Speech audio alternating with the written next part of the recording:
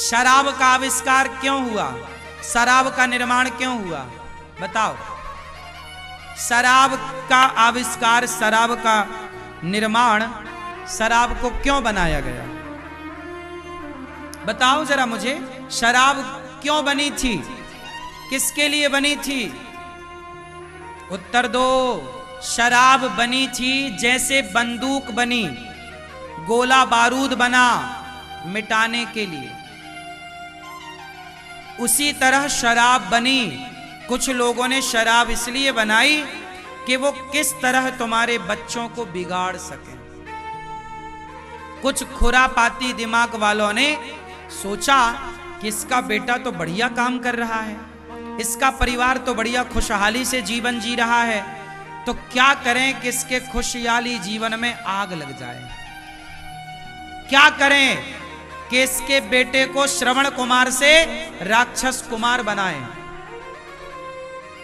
तो कुछ लोगों ने शराब पर रिसर्च शुरू की, शराब बनानी शुरू की, और शराब एक ऐसा प्याला बना जो पीता है, पीते ही हमारा मस्तिष्क शून्य हो जाता है। क्या हो जाता है? बिल्कुल बेहोशी की मुद्रा चली, आपका दिमाग काम करना बंद करता है। शराब के नशे में व्यक्ति का दिमाग काम नहीं करता, शरीर काम करता है केवल। इसलिए आपने देखा होगा शराबी आदमी जब चलता है तो ऐसे ऐसे भंजता हुआ चलता है, ऐसे गिरता हुआ। क्यों?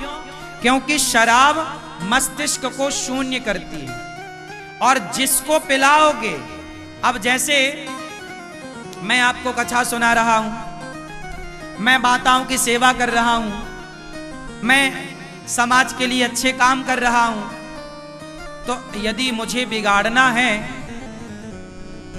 तो फिर मुझे मेरे रास्ते से भटकाना है तो शराब पिला दीजिए। और यदि मैं शराब पी लिया तो फिर मैं कथा नहीं सुना पाऊंगा, क्योंकि दिमाग सो जाएगा, फिर मैं सेवा नहीं कर पाऊंगा। फिर धीरे धीरे मेरा जो मस्तिष्क है उस लिक्विड पदार्थ का आदी हो जाएगा, मतलब उस शराब का अब उसे चाहिए, अब उसे वो मादक पदार्थ चाहिए, और वो उसकी लत में अपना काम धाम छोड़ के उसके पीछे भागेगा। और जब वो शराब के पीछे भागेगा तो फिर वो अपनी तरक्की कब करेगा, वो पैसा कब कमाएगा, फिर वो समाज में नाम कैसे करेगा, फिर वो अपने माँ बाप की सेवा कैसे करेगा, फिर वो अपने बच्चों को संस्कार कैसे देगा। तो आज के सैकड़ों साल पहले ये जो शराब नाम की चीज बनाई थी, ये केवल जलन रखने वाले लोगों ने आपके अच्छे खासे खेलते मुस्कुराते घर को आग लगाने के लिए बनाई थी, क्योंकि वो हथियार से तो वार कर नहीं सकते थे, तो उन्होंने शराब से वार किया। शराब भी एक हथियार ही है। आप शराब पिलाओ तो आदमी चित्त हो जाएगा, लड़ने की जरूरत ही नहीं है, वो हार जाएगा। क्यों मेरी मां, बात सही है? तो शराब बनाने वाली कंपनियां, चाहे आज की कंपनियां हो या तब के शराब बनाने वाले लोग हों, केवल शराब इसलिए बनी थी कि आप सब भूल जाएं, बस बिगड़ जाएं। और शराब बनाने का दूसरा कारण था, पहले के राजा लोग अपनी सेनाओं में जोश भरना चाहे, चलो लड़ते हैं, सामने युद्ध के लिए सेना खड़ी है। अब ये जोश भरें तो भरें कैसे? क्योंकि बातों का जोश तो ठीक है, लेकिन शरीर में सब परिवार भूलेगा तब तो लड़ेगा, परिवार याद रहेगा, बेटी बेटा पत्नी याद रहेगी तो लड़ेगा थोड़ी। तो फिर शराब का प्रयोग वहां भी कराया गया सेना में। इसलिए आपने देखा होगा भारतीय सेना में भी शराब मिलती है, भारतीय सैनिक भी अधिकाधिक शराब पीते हैं और वहां कम दाम में मिलती है। क्यों? क्योंकि शराब पिएंगे ना तो पत्नी पुत्र बेटा सब भूल जाएगा और वो लगे रहेंगे अपने काम में। ठीक है, यदि शराब पी करके आप राष्ट्र के लिए लड़ रहे हैं तो वहां तक तो ठीक है, लेकिन आप यदि घर में, अब सेना, चलो सेना सरहद पर खड़ी है, उसे शराब पिलाया गया, चलो वहां तक ठीक माना, लेकिन जब वही सैनिक अपने घर आएगा, सालों बाद आया है अपनी पत्नी के पास, बच्चों के पास, तो भाई साहब अब तो उसे समय देना पड़ेगा ना अपनी पत्नी को। 1 साल बाद लौटा है तो वो अपनी पत्नी के पास बैठे, बातें करे, समय दे। अब वो नशा चूंकि हो गया तो वो वहां भी शराब पीता था सरहद में, और घर में भी आकर पिएगा, तो फिर पत्नी को समय कहां देगा, बच्चों को समय कहां देगा? क्योंकि शराब पी के तो वो सोया होगा, कब बच्चों से बातें करेगा, कब पत्नी को और बच्चों को प्यार करेगा? भाई सब चीजें तो जरूरी हैं। तो शराब की एक लक्ष्मण रेखा थी कि यहां ही इतना काम करने के लिए आपको शराब बनाई गई थी, आपको बिगाड़ने के लिए शराब बनाई गई थी। आप परिवार को भूल जाएं, थोड़ी देर के लिए अपने आप को भूल जाएं, इसलिए शराब बनाई गई थी। अब वो शराब तुम घर में जब प्रयोग करोगे तो तुम्हारी गृहस्थी बनेगी कि बिगड़ेगी? बताओ बुद्धूलाल, क्या होगा, बनेगा कि बिगड़ेगा? तो तुम काहे बुद्धू बन रहे हो? शराब पी के तुम कौन से धन्ना सेठ हो गए? बर्बाद और कर दिया, पैसा तो बर्बाद किया, सेहत तक बिगाड़ ली, पेट घुसा जा रहा तुम्हारा पीठ की तरफ। क्या पाली है तुम? क्यों क्या पाली है ये? तुम पीते हो शराब? कभी कभी थोड़ी सी तो पीते ही हो, काहे झूठ बोल रहे हो? तुम्हारी भी शक्ल बता रही है कि तुम शराब पीते हो। झूठ ना बोलो, झूठ बोलना पाप है। नदी किनारे सांप काली जी आएंगे, घींच काट के ले जाएंगे। हाँ? तुम भी कभी कभी चढ़ा लेते हो और स्वीटी सुपारी खा के घर में आते हो, मां कहना किसी को, हम सब जानते हैं। तुम्हारी हालत बता रही है, हम तो शरीर देख के पढ़ लेंगे कि तुम क्या करते हो। ऐसे थोड़ी हम यहां बैठे भांग घोंट रहे हैं। हम कागज, हम केवल कॉपी किताबें ही नहीं पढ़ते, शास्त्र ही नहीं पढ़ते, हम इंसानों को भी पढ़ना जानते हैं। इसलिए बेटा तुम्हारे भले के लिए कह रहे हैं, शराब वराब बिल्कुल ना पिया करो, ये तुम्हारे लिए बनी ही नहीं है। लंदन का आदमी शराब पीता है, लंदन ठंडा प्रदेश है, वहां 12 महीने सर्दी पड़ती है, बर्फ गिरती है, तो वहां के लोगों की रिक्वायरमेंट हो सकती है। वहां पे केवल 1-2 महीने के लिए हल्की फुल्की गर्मी पड़ती है, और गर्मी भी ऐसी जैसे हमारे यहाँ दिसंबर में पड़ती है, वैसे वहां गर्मी में पड़ती है। दिसंबर में हमारे यहाँ सर्दी होती है, इतनी सर्दी वहां जून जुलाई में होती है। तो विदेशों में देखो, वहां का वातावरण के हिसाब से शराब पीना तो सब जगह गलत है, वहां के वातावरण के हिसाब से वो। लेकिन भारत में रिक्वायरमेंट नहीं है शराब की, भारत में जरूरत नहीं है शराब। आपको क्या जरूरत है? आपको जरूरत है गन्ने के रस की, अनार के रस की, आपको जरूरत है अच्छी संगति की, आपको जरूरत है बच्चों को पढ़ा लिखा के योग्य बनाने की, आपको जरूरत है पैसा कमा के परिवार की सेवा करने की, आपको जरूरत है ही नहीं शराब की। हमें जरूरत किसकी है?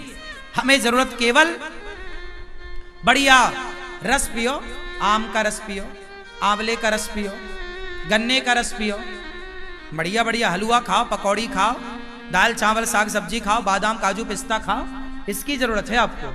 इसको खाओगे ना बेटा, स्वस्थ रहोगे, लंबा जियोगे। अपने दोस्तों को देख के शराब ना पियो, कामयाब बनो, आप कामयाब हो जाएंगे। और अपने दोस्तों को कहेंगे, देख बेटा तुम शराब ही पीते रहे, हम कामयाब हो गए। जो दोस्त तुम्हें शराब पिलाएं वो तुम्हारे दोस्त नहीं हो सकते। जो तुम्हारा भला चाहेगा वो शराब नहीं पिला सकता, जो तुम्हारा बुरा चाहेगा वही तुम्हें शराब पिलाएगा। आप मुझे शराब पिलाओगे इसका मतलब है आप मेरा भला नहीं चाहते। क्यों जी? आप मुझे शराब पिलाओगे इसका मतलब आप मेरा भला नहीं चाहते। जिसका बुरा करना है ना मेरी मां, उसको शराब पिलाना शुरू कर दो। यही हथियार तो उठाया ना। तुम्हारा पड़ोसी क्या करता? तुमसे चिढ़ता है, तुम्हारा पड़ोसी तुमसे चिढ़ता है, और वो तुम्हारे बच्चों को बिगाड़ना चाहता है। तो वो उसने हथियार कौन सा अपनाया? तुम्हारे बेटे को शराब पिलाना सिखा दिया। अब तुम मर जाओ पटक पटक के सिर, अब तुम्हारा बेटा हाथे आने वाला नहीं। ऐसा हथियार है ये शराब। इसलिए मैं कहता हूं पूरे भारत से ही शराब बंद होनी चाहिए। शराब का नामो निशान ना हो। आज शराब के, अभी बताओ जो कोलकाता में ये बलात्कार हुआ, अभी जो 4 दिन पहले की घटना, मैंने अभी डॉक्टर बेटी का जो अभी बलात्कार हुआ, क्यों हुआ? वो आदमी शराब के नशे में था। बलात्कार, जिसने आंखें फोड़ दी, उसके प्राइवेट पार्ट को मारा, मतलब घायल कर दिया, उसके शरीर के अंग भंग कर दिए। क्या था वो? शराब के नशे। मतलब जो पाप होता है वो ऐसी हालत में नहीं होता, वो सारा पाप शराब में दिमाग शून्य होता है। जितना जेल भरे पड़े हैं ना, वो जेलों में जितने अपराधी हैं, 99.99% अपराधी जो भी अपराध करता है उसके पीछे शराब ही होती है। शराब के नशे में उसने गलत किया। कितने, मैं जेल के अंदर कथा सुनाने गया हूं, 4000 कैदी थे भोपाल जेल के अंदर, मैं वहां कथा सुनाने गया। वो कथा आपने टीवी पे सुनी होगी। सारे अपराधियों से मैंने बात करी कि जेल क्यों आए। सबने बताया, महाराज जी वो नशे के चक्कर में शराब पी ली और गुस्से में मार दिया बाप को हथौड़ा जो रखा था। बाप मर गया, बाप मरा तो बाप के मरने के केस में किसी ने माँ को मार दिया, किसी ने पत्नी को मारा, किसी ने बच्चे को ऐसा मारा, मर गया नशे में। मर्डर तो मर्डर है, जेल 20 साल की सजा। तुमने जान के मारा कि धोखे से मारा, मायने नहीं कर रखता, वो मैटर नहीं करता, बस तुमने मारा, तुमने नशे में मारा। क्यों मारा? अब ये जो बलात्कार हुआ ये भी कोई होशो हवास में थोड़ी हुआ, ये भी शराब के नशे में हुआ। तो आज यदि वो निर्भया कांड हुआ था 2016 में, हुआ ना लगभग दिसंबर में, 16 दिसंबर को, क्या था वो? गैंग रेप हुआ था। सारे शराबी थे उस समय, उसको पकड़ के लड़की को बिठाया बस में और उसके साथ बलात्कार किया। सारे नशे में थे।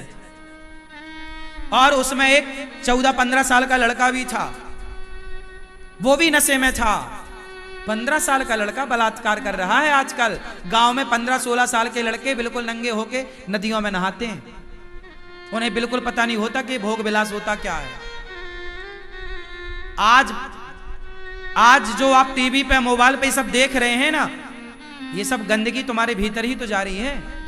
गांव में आप बताइए, 15 साल का लड़का गांव में आज भी बिल्कुल नदी में नहाता है कि नहीं, नंग धड़ंग होके? हाँ या ना? बात सही है कि गलत है? गांव में जाइए, 15-16 साल के लड़के बिल्कुल नंग धड़ंग होके नहाते हैं नदियों में, उन्हें पता ही नहीं, वो बच्चे हैं। मतलब ये 14 साल 15 साल के बच्चे को बच्चे ही कहा जाएगा। 14 साल के बच्चे तो घर में माँ इनको चड्डी पहनाती है कई बच्चों को। बात समझ में आ रही है ना? हम लोग 15 साल के थे तो कुछ नहीं जानते थे, कुछ नहीं समझते थे, बच्चे ही थे ना। आजकल के 15 साल के लड़कों को तो प्यार हो रहा है। ये सब माहौल का असर है साहब। ये बात सोचने की है, हंसने की नहीं है। देख लो कि आगे क्या होगा। आज यदि 15 साल का लड़का ऐसा है, 15 साल की लड़की ऐसी है, तो 25 साल बाद 10 साल के लड़के कैसे होंगे?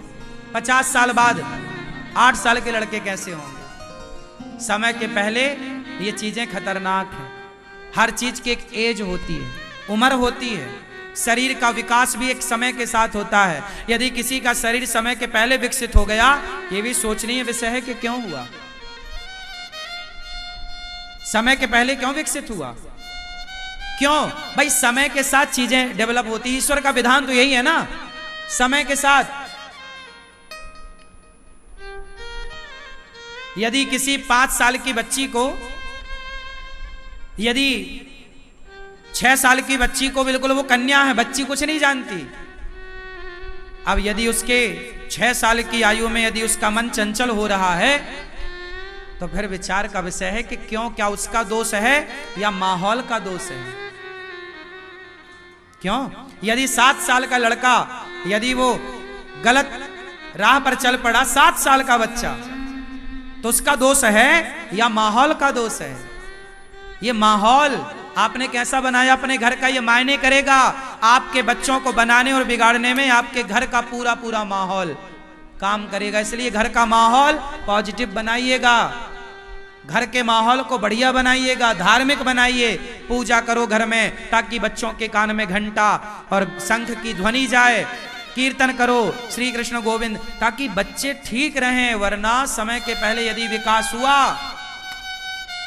तो देख लेना, परिणाम बहुत खतरनाक आएंगे।